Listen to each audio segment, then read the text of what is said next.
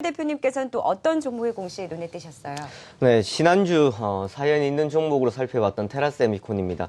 테라세미콘 전일 공급 계약 체결이 나왔습니다만은 과거에 에피 시스템이 나왔던 것처럼 백지 공시가 나왔습니다. 사실 지금 백지 공시가 나온다고 하더라도 투자자들 크게 놀라지 않는 모습입니다. 그만큼 몇 번 나왔었기 때문에 그럴려니 하고 넘어가는 공시다라고 보실 수 있는데요. 하지만 우리가 여기서 좀 중요하게 살펴봐야 된다라는 점은 2017년 6월 8일까지 계약 기간이 되어 있다라는 점입니다.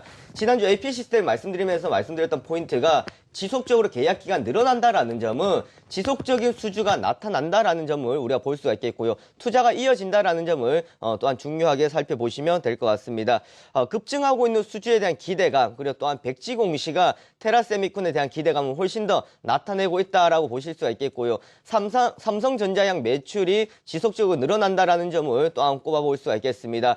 사실 어디에 지금 계약하는지는 알 수는 없습니다만은 시장의 예상으로 봤을 때는 애플 공급에 따른 삼성 디스플레이의 장비 공급이지 않을까라는 예상들을 많이 해볼 수가 있겠고요. 또한 오늘 AP 시스템 지난번 나왔었던 백지 공시에 따른 추가적인 공시가 나옵니다. 유보 기한이 만료가 되기 때문에 상대방을 알 수가 있을 것이고 규모 또한 알 수가 있을 겁니다. 여기에 따라서 테라세미콘 역시도 우리 한번 추측해 볼 수 있는 포인트가 되지 않을까라고 예상해 볼 수가 있겠고요. 2월 29일 날 680억 원 이상의 공급 계약을 한번 맺었던 상황에서 지금 한 번 더 나왔다. 지속적인 수주가 이어질 것이다 라는 점 또한 보시면 된다라고 말씀드릴 수가 있겠고요. 또한 반도체와 OLED의 가장 큰 수혜주다라고 말씀드렸었습니다. 지난주 반도체 관련주도 지속적으로 좋다가 어제 다시 반등이 한번 나오는 모습을 볼 수 있었는데 반도체나 OLED 관련주들 우리가 포인트를 두고 보시되 테라세미콘 같은 경우를 최고의 우리가 수혜주로 꼽아보시면 되겠고요. 최소 2,500억 원, 최대 3,400억 원 정도의 지금 수주를 이미 예상을 하고 있는 상황이다라는 점 참고하시면 되겠습니다. 추가적으로 평택 라인의 반도체 증설에 따른 수혜감까지 같이 보시면 되겠습니다. 두 번째로 살펴볼 종목은 이제 이니텍이라는 종목입니다. 사실 지금 시대적으로 봤을 때 우리가 정보 보안 참 중요하게 생각하고 있습니다만은 관련주들에 대해서는 우리 투자자들이 많이 모르는 상황인 것 같습니다. K사인이나 이니텍 이런 정보 보안 쪽에서 가장 큰 관련주로 보실 수가 있겠는데요. 금융 서비스 및 통합 보안 관리 솔루션을 제공하는 업체이고 또한 KT그룹에 소속이 되어 있습니다.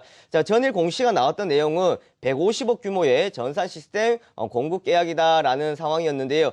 K뱅크라고 해가지고 올 초에 이제 출시가 되었었던 핀테크, 그러니까 인터넷 은행의 관련이다라고 보시면 되겠습니다. 핀테크 사업의 최대 수혜주다라는 것은요, KT그룹 핀테크 사업에 따른 수혜이다. KT 계열사다라고 말씀드렸었고요. 지속적인 이러한 수주가 이어질 것으로 예상이 되고 있는 포인트입니다. 또 하나는 K뱅크 인터넷 전문은행 구축 프로젝트에 참여하고 있다는 점은 앞으로 지속적인 포인트 우리가 두고 보시면 될 것 같고요. 또한 처음에 제가 말씀드렸다시피 디지털 시대에서 상당히 중요한 것이 바로 보안입니다. 그런데 이니텍 같은 경우에도 투자자들이 왜 잘 모르냐면 여기에 관련되어 있는 레포트도 많이 나와 있지 않고 내용들도 많이 나와 있지 않다라는 점입니다. 하지만 이런 사물 인터넷 그리고 자율주행차 여러 가지 지금 앞서가는 기술들이 많이 나오고는 있습니다만은 이런 보안적인 부분들 상당히 중요하다라는 점입니다. 그래서 보안 관련주 중에서 이니텍 같은 경우 또한 K사인 우리가 좀 관련주로 꼽아보시면 되겠습니다. 네, 전일 인터넷들이 K뱅크의 전산 시스템 구축을 수주했던 이니텍, 또 관련해서 핀테크 사업 최대 수혜주로 꼽아주셨고요. 또 그리고 백지 공시를 냈던 테라세미콘도 반도체 관련해서 또 수혜주로 종목을 지정해 주셨습니다. 대표님은 또 어떤 종목이 사연이 있다라고 보셨어요? 네, 역시나 건강 참 중요한 것 같습니다. 바이오시밀러 그러면은 지금 투자자들 많이들 알고 계실 텐데요. 오리지널 약 같은 경우에는 약도 비싸고 하지만 바이오시밀러 복제약이기 때문에 가격도 많이 저렴하고 우리가 많이 또 앞으로 사용할 수 있는 그런 약이지 않을까라는 생각들을 해볼 수가 있겠습니다. 먼저 이야기 드려야 될 것은 삼성 바이오로직스에 대한 이야기를 드려야 될 것 같습니다. 어제 상장을 위한 킥오프 미팅을 이제 실시를 했었던 상황이었고 이제 본격적인 상장 절차가 거의 마무리 단계에 접어들었다라고 보실 수 있겠습니다. 2011년 이건희 회장이 앞으로 여기에 대한 진출하겠다라고 선포를 하고 난 뒤에 5년 만에 이제 거둔 성과다라고 보시면 되겠고요. 이재용 부회장 역시 앞으로 반도체에 버금가는 바이오로직스 쪽으로 우리가 투자를 하겠다라는 것을 포부를 밝히고 있다라는 거 볼 수 있겠습니다. 그러면서 여기에 따른 관련주도 지속적인 이야기가 많이 나왔었고요. 사실 2010년도, 2009년도에도 이야기가 나왔습니다만은 지금은 이제 현실적으로 우리가 접근하고 투자해야 되는 시기이지 않을까라는 생각들을 해볼 수 있겠습니다. 관련주 두 종목을 볼 수 있는데 먼저 바이넥스입니다. 바이넥스는 바이오시밀러 급성장에 따른 수혜주이다라는 건데요. 삼성 바이오로직스에 따른 당장의 수혜주다라기보다는요, 이쪽에 캐파가 커지면 커질수록 관련주들이 조금 더 수혜를 입을 것으로 예상이 되고 있는 상황들입니다. 국내 주요 CMO 기업으로 생산 시설을 갖추고 있지 못한 그런 바이오 기업의 의약품 위탁 생산하는 업체다라는 것을 보실 수가 있겠고요. 또한 기술 경쟁력과 설비의 노하우를 보유하고 있기 때문에 지속적인 관련이 된다라는 점 참고하시면 되겠습니다. 또한 하나케미칼로부터 오성 공장을 이제 인수를 했다라는 점, 이것이 가동이 이제 2분기부터 돌아가고 3분기에 제대로 가동이 된다 그러면 조금 더 많은 양의 생산을 해낼 수 있다라는 점을 또한 보시면 되겠고요. 레미케이드 바이오시밀러 성공 가능성입니다. 이거는 니치이코 제약이라고 해가지고 일본의 이런 판매 1위 제약사인데요. 그 제약사와 함께 맺어서 일본에 이제 진출을 시도를 하고 있는 상황입니다. 3상까지 진행 중이고 있는 상황들이기 때문에요. 앞으로 조금 더 기대감을 걸 수가 있겠고, 슈넬 생명과학이 에이프로젠이라고 해가지고 상장 기대감 때문에 상당히 급등을 했었습니다. 사실 좀 얽혀있는 관계인데요. 김재섭 대표이사나 에이프로젠, 바이넥스 좀 얽혀있는 지분 관계가 과거에 많이 있었습니다. 그러면 바이넥스 역시도 레미케이드에 따른 수혜감으로 함께 볼 수 있다는 점 참고하시면 되겠고요. 두 번째 종목은 이제 서린바이오입니다. 서린바이오 역시 바이오시밀러 삼성 바이오로직스 상장에 따른 기대감으로 움직이는 종목 중에 하나인데, 거래량은 그렇게 많이 없습니다만은 우리가 한 번 정도는 관심 있게 지켜봐야 되는 종목이지 않을까라는 생각해 볼 수 있겠습니다. 이건 역시 지속적인 바이오 인프라 투자에 따른 기대감이다라고 보시면 되겠고요. 과거 삼성 바이오로직스에 시약을 공급하면서 조금 더 관심을 받았었던 상황들이었습니다. 기자재, 생산 원료 등을 만드는 기업이다라는 건데요.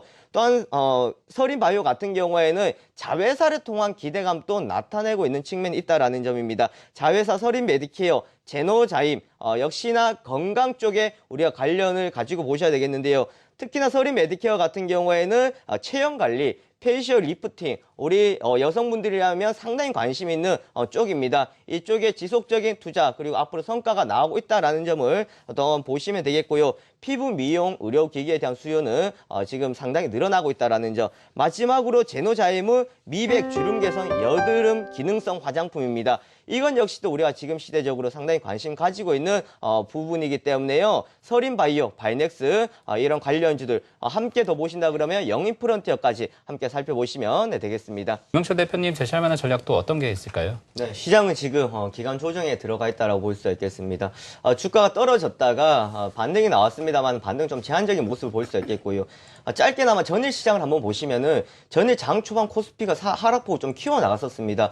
투자자들 상당히 좀 놀랬었던 상황들이었습니다만은 시간이 지나면서 주가는 반등이 나왔었고, 외국인들은 선물과 현물에서 양매수가 들어왔다라는 점 봤을 때에 초반보다가 뒷심이 그래도 지켜주고 있구나라는 것을 우리는 좀 한 번 더 살펴봐야 되지 않을까라는 생각들 해볼 수 있겠습니다. 즉 초반에 지금 떨어지는 것은 크게 우려할 필요가 없다라는 점, 우리가 좀 장 후반에 갔을 때에 올려준다라는 거 봤을 때에 위로도 막혀 있습니다만은 하방도 경직되어 있는 지금 시장은 좀 제한적인 흐름으로 흘러가고 있다라고 보시면 되겠고요. 그리고 개별주의 변동성이 확대가 되고 있다라는 점입니다.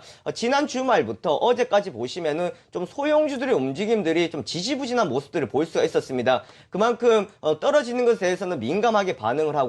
올라가는 것에 대해서는 상당히 둔감한 모습을 볼 수가 있었다라는 건데요. 그만큼 개별주의 움직임들도 한 바퀴 돌지 않았나라고 보실 수가 있겠습니다. 그런 측면에서 본다 그러면은 이미 조정을 받은 업종들 좀 관심을 볼 수 있을 것이다 라는 부분들인데요. 제약이나 그리고 화장품 쪽 보시면은 어제 견조한 모습들을 보여줬었습니다. 특히나 한미약품이나 또한 녹십자, 그리고 일양약품, 또한 종근당 같은 경우에 흐름들이 양호했다라는 것, 이미 조정을 받고 시장에서 어느 정도 한 단계 평가를 거친 자리가 되었기 때문에요. 무리 없이 우리가 접근할 수 있는 자리다라는 것을 또한 우리가 보시면 되겠고요. 그리고 종목별로 보신다 그러면 코스맥스 정도 같은 경우에 보시면 되겠고, 또한 종근당, 그리고 초반에 말씀드렸다시피 바이넥스나 이러한 또한 개별주 쪽에서도 조금 회복력이 강한 종목들 위주로 해서 편입을 해주시는 전략이 좋겠습니다.